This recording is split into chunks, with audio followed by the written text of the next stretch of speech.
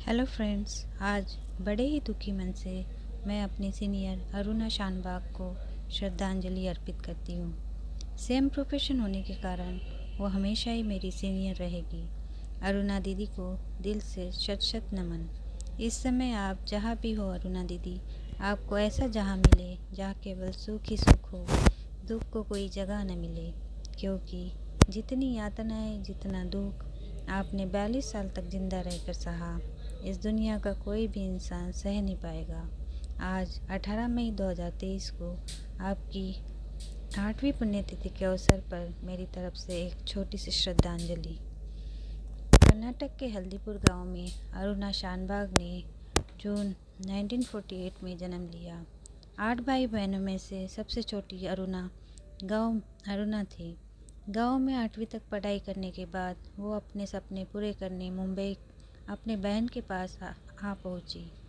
यहाँ उसने बड़ी मेहनत से अपनी नर्सिंग की ट्रेनिंग पूरी की। 1971 में मुंबई के एक केईएम हॉस्पिटल में, मतलब किंग एडवर्ड मेमोरियल हॉस्पिटल में जूनियर स्टाफ नर्स करके ज्वाइन हुई।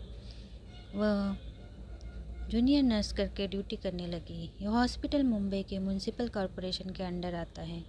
इसी हॉस्पिटल के एक विंग में कुत्तों के ऊपर अलग अलग मेडिसिन का आविष्कार किया जाता था। इसी डिपार्टमेंट में अरुणा की ड्यूटी लगी थी। उनका कुत्तों को दवाई को पिलाने की वो काम करती थी। अरुणा अपने काम में बहुत समय की पाबंद थी, साथ साथ वो अपने काम के प्रति बेहद सख्त भी थी। उसे ड्यूटी पर कोई टाइम पास करते दिखता तो उसे वो डांट भी देती थी। वो अपने काम को लेकर पूरा तरह समर्पित थी। उसके साथ 2 सीनियर रेसिडेंस डॉक्टर भी काम करते थे। उन्हीं में से एक डॉक्टर के साथ वो प्यार करने लगी थी। अब अरुणा के नौकरी के 2 साल हो गए थे। वो दोनों अब शादी करना चाहते थे। जनवरी 1974 में उन दोनों ने शादी करने का फैसला कर लिया। घर वालों से बात करके शादी की तारीख फिक्स हो गई थी और अभी शादी के लिए 2 महीने बचे थे। जहाँ पर वो काम करती वहीं पर डेली वेजेस पर सोहनलाल वाल्मीकि स्वीपर कम वार्ड बॉय करके काम करता था। वो यूपी का रहने वाला था। उसका काम था कि सारी साफ सफाई करना और सिस्टर जो काम करने को बोले उनको मदद करना। सोहनलाल सही से काम नहीं करता था। कभी कभी नशा करके ड्यूटी पर आता था। कई बार कुत्तों के लिए जो स्पेशल फूड आता था वो भी चुरा कर खाता था। अरुणा ने उसे कई बार डांटा था और उसे कहा कि अगर तुम ठीक से काम नहीं करोगे तो मैं तुम्हारी रिटेन में कंप्लीट कर दूंगी। एक बार सोहनलाल को छुट्टी लेकर कहीं जाना था। स्टाफ कम होने के कारण अरुणा ने उसे मना कर दिया था। सोहनलाल के मन में अरुणा के प्रति बहुत गुस्सा भरा हुआ था। 27 नवंबर 1973 को रात के करीब 8 बजे अरुणा अपनी ड्यूटी करके बेसमेंट में यूनिफॉर्म चेंज करने गई। सोहनलाल वहाँ पहले से ही मौजूद था।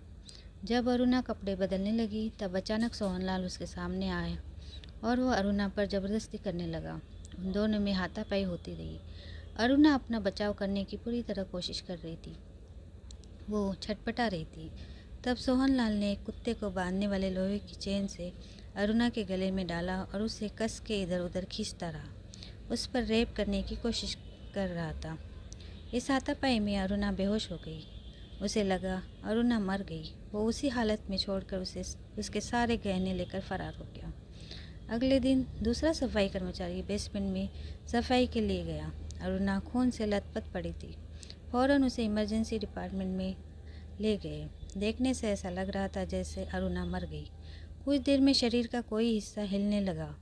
तब डॉक्टर्स ने अरुणा को तुरंत उपचार देना शुरू किया। अरुणा कोमा में जा चुकी थी। उसके सारे शरीर के हिस्सों ने काम करना बंद कर दिया था। डॉक्टर ने पूरा चेकअप करने के बाद बताया कि अरुणा के गले में जो चेन से उसे दबाया गया था उसके कारण कोई वेन प्रेस हो गई थी और ब्रेन को ऑक्सीजन और ब्लड मिल नहीं पा रहा था, इसलिए वो कोमा में चली गई, बल्कि पैरालिसिस भी हो गई। वो कुछ भी सुनने समझने के लायक नहीं थी। अब वो एक जिंदा लाश थी। जिनके साथ अरुणा की शादी होने वाली थी वो डॉक्टर भी वहाँ पहुँच गए। पूरा हॉस्पिटल सदमे में था। सबसे होनहार सिस्टर के साथ ये घटना घटी थी। मुंबई की सारी नर्सेस में रोष जग गया था। अब वो रास्ते में उतर आई थी अपने सेफ्टी को लेकर। पुलिस पर दबाव डाला गया कि जल्द से जल्द सोहनलाल को पेश किया जाए। कुछ दिनों बाद सोहनलाल को पकड़ा गया और उसे कोर्ट में पेश किया गया। अदालत ने सिर्फ उसे 7 साल की सज़ा सुनाई, अटेम्प्ट टू मर्डर और रॉबरी के लिए। कोर्ट में रेप का कोई जिक्र ही नहीं हुआ, जिसका सोहनलाल का फ़ायदा हुआ और उसे सिर्फ 7 साल जेल में गुजारने पड़े। वो जेल चला गया। अरुणा अब कोमा में थी। अरुणा के मंगेतर लगातार हॉस्पिटल आ रहे थे और 3-4 साल बाद वो डॉक्टर भी कहीं और चले गए और उन्होंने शादी कर ली। अरुणा के भाई बहन भी शुरुआत में हॉस्पिटल में आते रहे। धीरे धीरे उन्होंने भी आना छोड़ दिया। अब अरुणा बेड पर एक जिंदा लाश की रहकर बनकर रह गई थी। अब सभी ने उससे किनारा कर लिया था, सिवाय हॉस्पिटल स्टाफ के। अब वो ही उसका परिवार था, वही उसके रिश्तेदार थे। अरुणा शानबाग वार्ड नंबर 4 के एक बेड पर जिंदा लाश की तरह पड़ी रही।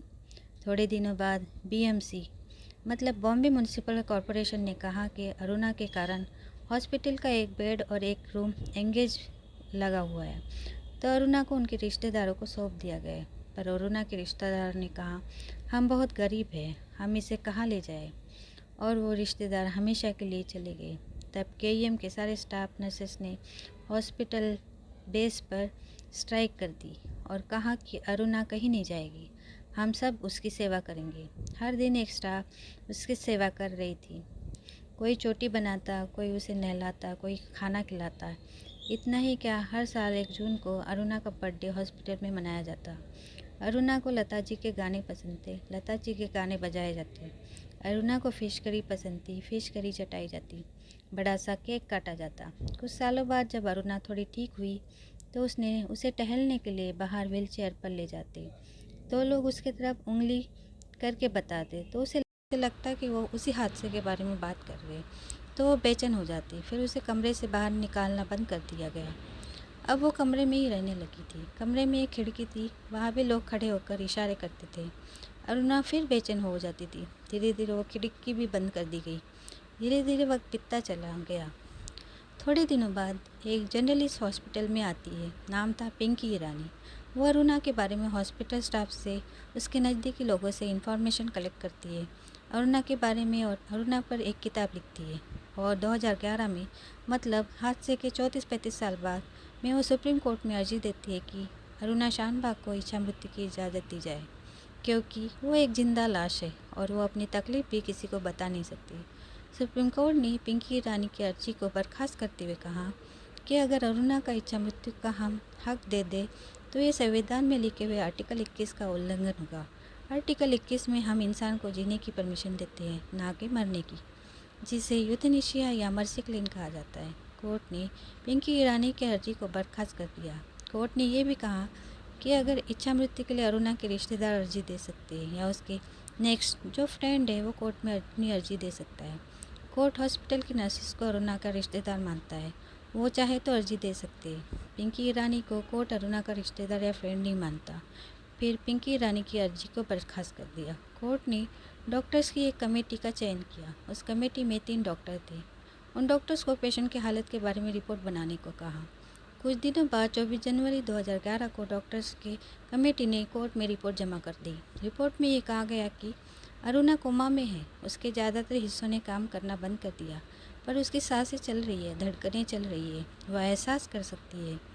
कोर्ट का फैसला आते ही सारी नर्सेस खुश हो गई। अरुणा की इच्छा मृत्यु को कोर्ट ने खारिज कर दिया था। अरुणा हॉस्पिटल स्टाफ में एक इंसानियत का रिश्ता बन गया था। वो अब किसी भी हाल में अरुणा को प्रोटेक्ट करना चाहती थी। 4 साल बाद अरुणा को निमोनिया हो गया और 18 मई 2015 को निमोनिया के कारण, मतलब ठीक 42 साल के बाद, उसी हॉस्पिटल में जहां वो नौकरी करती थी, जहां उस पर रेप हुआ था, जहां उसने अपनी ज़िंदगी 42 साल कोमा में निकाले थे, आज उसी हॉस्पिटल में अरुणा का निधन हो गया था। अरुणा की मौत के बाद पार्थिव शरीर के लिए उसके रिश्तेदार आकर खड़े हो गए, पर हॉस्पिटल स्टाफ ने बॉडी देने से मना कर दिया। थाने में केस जाने के बाद पुलिस ने रिश्तेदारों को समझाकर कहा कि आप भी अंतिम विदाई में शामिल हो जाओ, डेड बॉडी आपको मिलेगी नहीं। और हॉस्पिटल के स्टाफ ने अरुणा को अंतिम विदाई दी।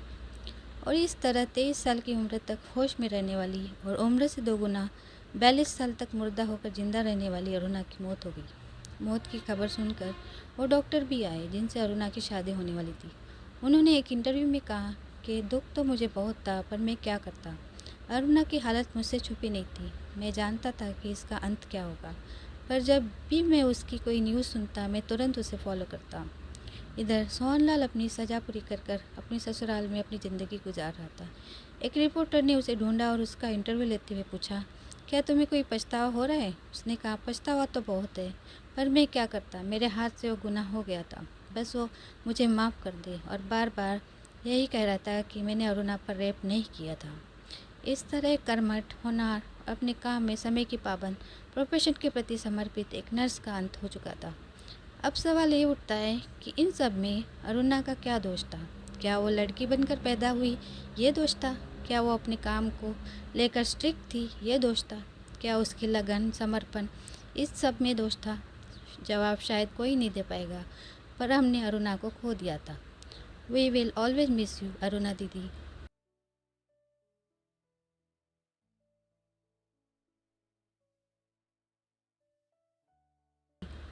Thank you.